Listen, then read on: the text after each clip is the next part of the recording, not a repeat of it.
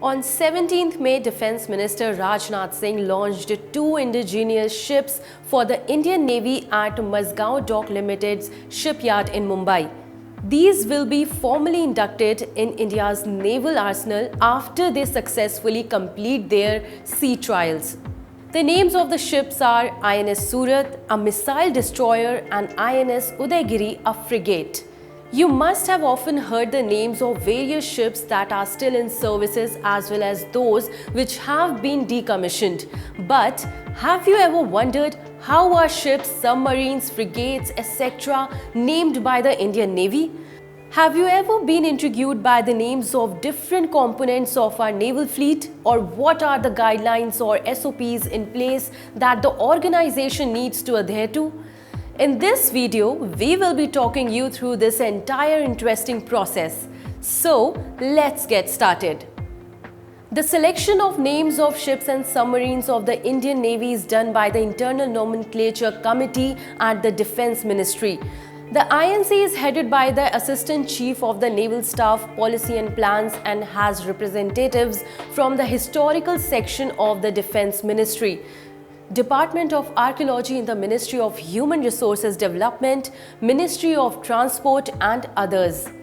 As per the policy guidelines, the recommendations of this committee are approved by the Navy Chief.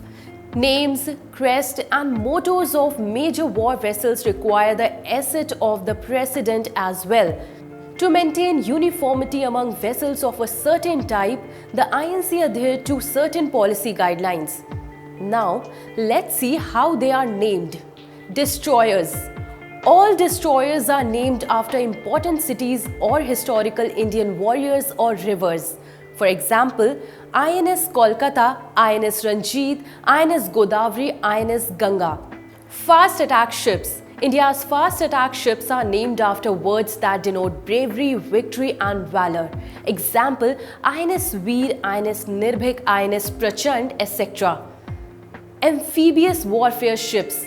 These huge naval vessels are named after ferocious and savage animals or amphibians. For example, INS Eravat, INS Jalashwa, INS Gharial, etc. Frigates and cruisers. Both the frigates and cruisers are named after mountain ranges, rivers or personal weapons. For example, INS Shivalik, INS Tarkand, INS Gomti, INS Satpura. Corvettes. These are named after personal arms, for example, INS Khukri, INS Kirpan, INS Khanjar, etc. Minesweepers. These are named after the Indian regions or states such as INS Bhavnagar, INS Ratnagiri, INS Konkan and much more. Patrol vessels.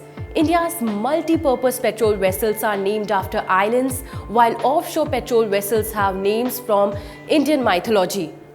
For example, INS Bangaram, INS Jamnagar, INS Subhadra, etc. Submarines. Since these operate underwater, they are named after predatory fish or abstract names associated with the ocean. India's nuclear-powered ballistic missile submarine is called INS Arihant, while the nuclear-powered attack submarine is called INS Chakra. So, this was all about how the Indian Navy names different parts of its fleet by according due importance to our history, mythology and great warriors of our civilization. We hope you like this new and interesting information related to one of the important part of our armed forces. Thanks for watching.